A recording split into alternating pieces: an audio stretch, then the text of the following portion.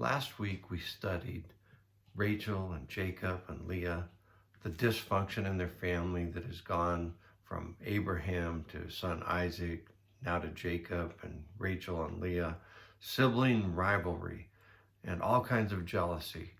And it starts to spread in the next generation.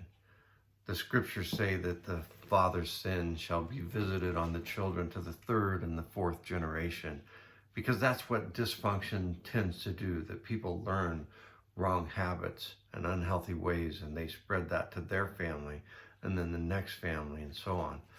But there's this wonderful story in Genesis that tells the story of one of those family members named Joseph, who has a dream of a better life, a better way of following God, and he decides to stop the sin cycle.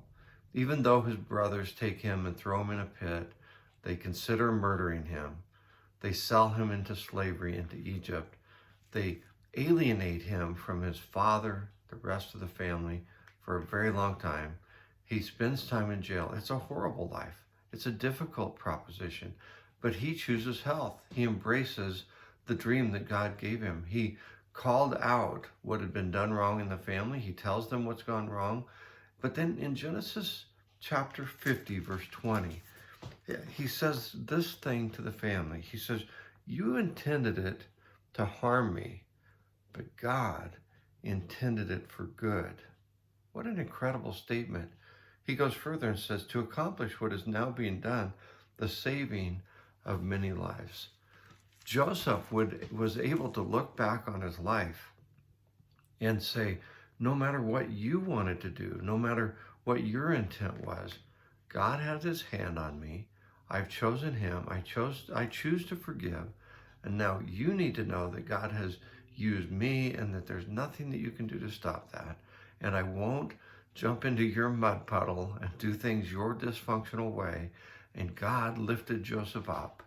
He raised him up to be the leader of a nation. And he was a man of great faith, incredible integrity.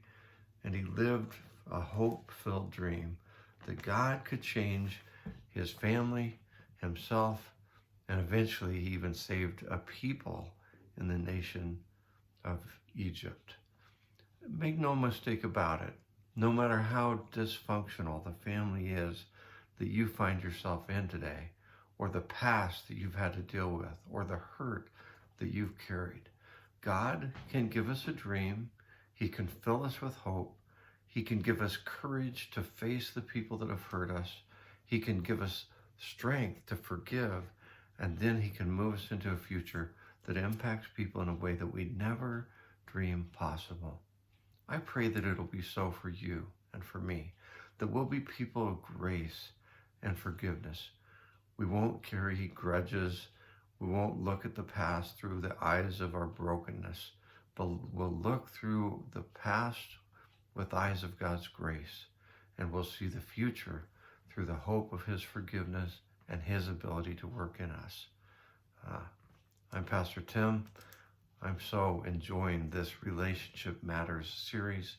May you find the grace of God to live well into your relationships, and may you know the hope today that comes with understanding that God is able to work beyond the difficulty of our current situation and problem. God bless you.